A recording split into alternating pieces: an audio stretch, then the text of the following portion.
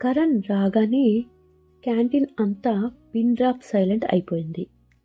కరణ్ సీరియస్గా చూస్తూ క్యాంటీన్ మధ్యలోకి వచ్చాడు.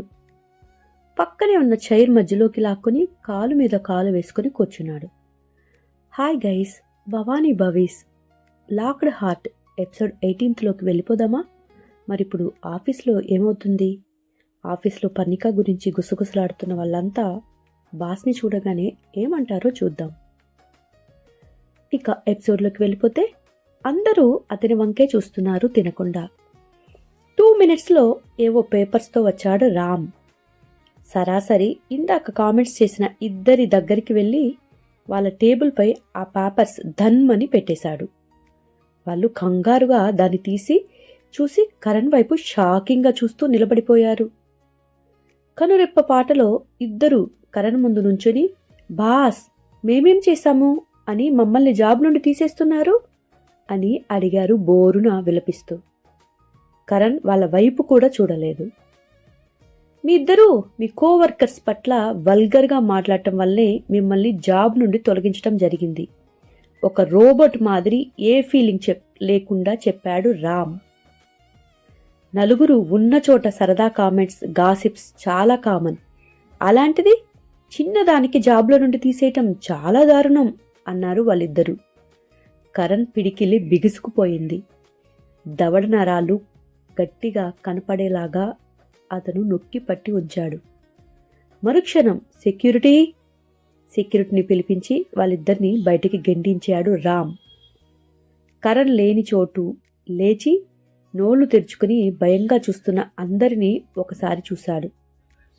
ఈ ఆఫీస్లో ఇంకెప్పుడు గాసిప్స్ కానీ వేరే వాళ్ళ పర్సనల్ లైఫ్ గురించి కానీ కామెంట్స్ చేయటం లాంటివి చెయ్యకూడదు. చేస్తే వాళ్ళని పూర్తిగా ఇండస్ట్రీ నుండే బ్యాన్ చేయబడుతుంది. అండ్ రేపటి నుండి మీ అందరూ లంచ్ టైం 1 hour నుండి ½ an hourకి తగ్గించటం జరిగిపోయింది. 1 minute అటు ఇటు అయితే ½ day శాలరీ కట్ అయిపోతుంది. ఇది CEO గారి ఆర్డర్ అని రామ్ అన్నాడు. తన పని అయిపోయినట్టుగా అక్కడి నుండి వెళ్ళిపోయాడు కరణ్. అతను వెనకే ఫాలో అయిపోతూ రామ్ కూడా వెళ్ళిపోయాడు. తుఫాన్ వెలిసినట్టు అందరూ ఊపిరి పీల్చుకున్నారు. అప్పటి వరకు సరదాగా కబుర్లు చెప్పుకుంటున్న వారు ఏ మాట మాట్లాడితే ఎక్కడ బాస్ వచ్చి బయటికి గెంటేస్తాడో ఏమో అని భయంగా నోరు మూసుకొని ఒకరికొకరు సైగలు మాత్రమే చేసుకుంటూ త్వరగా తినేసి ఇక అక్కడి నుండి వెళ్ళిపోతున్నారు ఒక్కొక్కరు. నిశ్శబ్దంగా మారిన క్యాంటీన్ చూసేసరికి స్నేహకి మంచి హుషారు వచ్చేసింది. అబ్బా భలే జరిగింది, ఆ ఎదవలకి మంచి పాఠం చెప్పేశారు మన బాస్. ఉన్న వాళ్ళకి కూడా బాగా బుద్ధి వచ్చేలా చేశాడు. ఏమైనా బాస్ సూపర్, కేక అంతే. నువ్వు నో అన్నా ఎస్ అన్నా అంటావు కానీ నాకెందుకో కొడుతుందే అన్నది స్నేహ ఆఫీస్ వైపు చూస్తూ. పర్ణిక స్నేహ వైపు చూస్తూ ఏంటది అని అడిగింది. అదే నీకు మన బాస్ పడిపోయాడు అని అన్నది స్నేహ. స్నేహ తలపై ఒకటిచ్చింది. పిచ్చిగా వాగితే దెబ్బలు పడతాయి. నిజాలు చెప్తే అంత ఉలికెందుకే నీకు? నిన్ను వాళ్ళు కామెంట్ చేశారు అనే కదా వాళ్ళందరినీ గెంటేశారు. ఇదంతా ఎవరికోసం చెప్పు? నీ మంచి కోసమే కదా బేబీ అంటూ పర్ణిక భుజాన్ని కుదుపుతూ అడిగింది స్నేహ. పర్ణిక తన చేతిని పక్కకి నెడుతూ అలా చేయటం వల్ల నాకు వచ్చిన మంచియే కంటే చెడే ఎక్కువ అనింది. చెడా? అదేంటే అలానేసావు అంటూ ఒక్కసారిగా నోరు తెరిచింది స్నేహ. మరి వాళ్ళు ఈరోజు లేదంటే రేపు వాగి నోరు మూసుకుని ఉండేవారు. ఇప్పుడు ఈయనగారు చేసిన దానికి ఇంకేదో ఊహించుకుంటూ ఉంటారు ఈ జనమంతా. ఆయన గారు భయపెట్టి నోరు మూయించారు అని అనుకోవచ్చు, కానీ వీళ్ళ తలలో తిరిగే ఆలోచన ఆపలేరు కదా. వీళ్ళు చూసే చూపులు నా వైపు అస్సలు ఆపరు. అతను ఏమి చేసినా వాటిని ఆపలేరు అన్నది పర్ణిక. అంత ఊహించుకోవడానికి ఏముందే ఇందులో అని అమాయకంగా అడిగింది స్నేహ తన కళ్ళని తిప్పుతూ. హా గడిది గుడ్డు అని కోపంగా లేచి బాక్స్ తీసుకుని క్యాంటీన్ నుండి బయటికి వచ్చేసింది పర్ణిక. గబగబా తన బాక్స్ కూడా సర్దేసుకుని పరి వెనకే పరిగెత్తింది స్నేహ కూడా. ఇద్దరు లిఫ్ట్లోకి వెళ్లారు. వేరే వాళ్ళు కూడా ఎక్కడంతో ఇద్దరూ సైలెంట్గా ఉండిపోయారు. పరి మధ్యాహ్నం అంతా సీరియస్గా వర్క్ చేసేసుకొని తన వర్క్ త్వరగా పూర్తి చేసేసుకుంది. టైం అవ్వకుండానే బ్యాగ్ సర్దుతున్న పరీని చూసి, ఏంటే అప్పుడే సర్దేస్తున్నావు, ఎక్కడికి అని అడిగింది స్నేహ. సారీనే, పొద్దున గొడవ వల్ల హడావుడి వల్ల నీకు చెప్పడం మర్చిపోయాను. ఈరోజు మా అమ్మ బ్లైండ్ డేట్ ఫిక్స్ చేసింది. నేను తప్పకుండా వెళ్ళాలి ఇప్పుడు, లేదంటే అమ్మ ఫీల్ అవుతుంది అని పర్ణిక తన బ్యాగ్నంతా సర్దేసుకుంటూ ఉంది. స్నేహ, మళ్ళీ బ్లైండ్ డేటా? మీ అమ్మకి ఎంత ఓపికే అన్నది స్నేహ. హా అవునే, తప్పదు అని పర్ణిక బ్యాగ్ని తగిలించుకుంది. ఏం చేస్తుంటాడేంటి గురుడు అంటూ ఫాలో అయ్యింది స్నేహ. ఏదో కంపెనీలో సాఫ్ట్వేర్ అంట అని అన్నది పర్ణిక.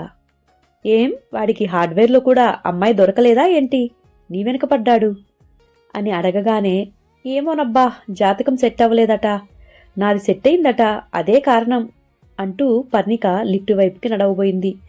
సరే సరే, నచ్చితే ఓకే చెప్పేస్తావా అని స్నేహ తన బ్యాగ్ సర్దుకోవటానికి వెళ్ళింది.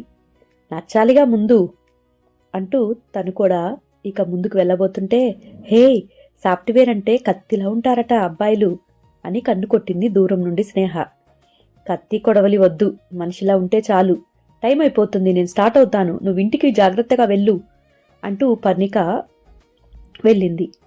Yeah okay, best of luck, ఈసారి ఓకే చేసి పార్టీ ఇవ్వాలి నువ్వు అంటూ తన బ్యాగ్ దగ్గరికి వెళ్ళిపోయింది. పెళ్లి కావాలా పార్టీ కావాలా అని పర్ణిక అడగగానే, నాకు పార్టీనే కావాలి అంది. ఆహా సరే, పెళ్లి సెట్ అయితే నో పార్టీ, సెట్ అవ్వకపోతే పార్టీ ఇస్తాను అంది. నువ్వు భూగోళానికి వ్యతిరేకమే అని స్నేహ తన తల చేత్తోటి కొట్టుకుంది. హాహాహా బాయ్ బాయ్ అని వెనుదిరిగి తననే చూస్తూ బయటికి వెళ్తున్న కరణ్ని చూసింది. మరుక్షణం ఆమె పెదవులపై నవ్వు మాయమైపోయింది. సీరియస్గా మారిపోయింది. తల వంచుకొని లిఫ్ట్ దగ్గరికి నడిచింది. కరణ్ కూడా ఒక లిఫ్ట్ ముందు నుంచొని ఉన్నాడు. పరి మరొక లిఫ్ట్ ముందు నుంచొని ఉంది. కరణ్ ముందు ఉన్న లిఫ్ట్ డోర్ ఓపెన్ అయింది. డోర్ ఓపెన్ అవ్వగానే ఎంటర్ అయ్యాడు. లిఫ్ట్ డోర్ క్లోజ్ అవుతుంటే ఓపెన్ బటన్ నొక్కి, ఏ మీకు స్పెషల్గా లిఫ్ట్ కావాలా ఏంటి అని అరిచినట్టు అన్నాడు.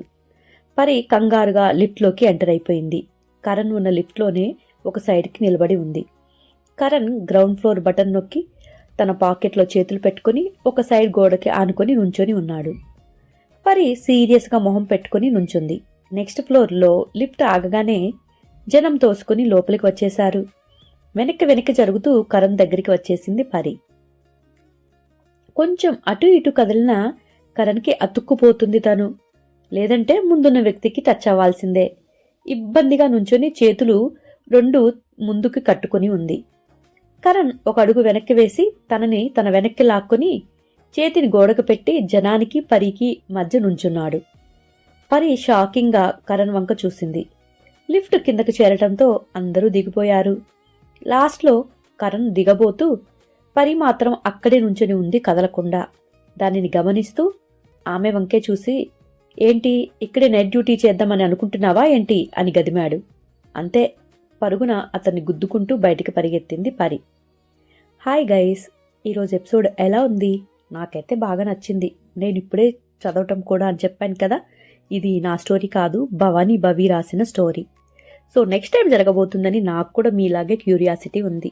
తప్పకుండా నేను వీలైనంత త్వరగా ఇవ్వడానికి ట్రై చేస్తూ ఉంటాను. ఎందుకంటే మరలా నా శశాంక్ దానిలో కూడా ఎపిసోడ్స్ ఇవ్వాలి కదా. ఈ రోజు నుంచి కొత్తగా రామాపురం కథలు మొదలు పెట్టాలి అనుకుంటున్నాను. సో ఇంకా ప్రతిలిపిలో కూడా కొన్ని కొత్త కాన్సెప్ట్స్ మరియు కాంపిటీషన్స్ రెడీగా ఉన్నాయి. వాటికి కూడా స్టోరీస్ రాయాలి. పాత స్టోరీస్ చాలా పెండింగ్ ఉన్నాయి, వాటికి కూడా రాయాలి. సో అందుకని మీకు వీలైనంత వరకు దీనిని కూడా ఫాస్ట్గా ఇవ్వడానికి ట్రై చేస్తాను. ఒకవేళ ఒక ఎపిసోడ్ తోటి ఉన్నా కూడా అడ్జస్ట్ అయిపోండి. థ్యాంక్ యూ గైస్, నా ఛానల్ని సపోర్ట్ చేస్తున్న మీ అందరికీ. ఉంటాను. నెక్స్ట్ ఎపిసోడ్లో తిరిగి కలుద్దాం. మరొక మాట, రాత్రి ఒక చిన్న పాట ఇచ్చాను, అది కూడా చూడండి. బాయ్.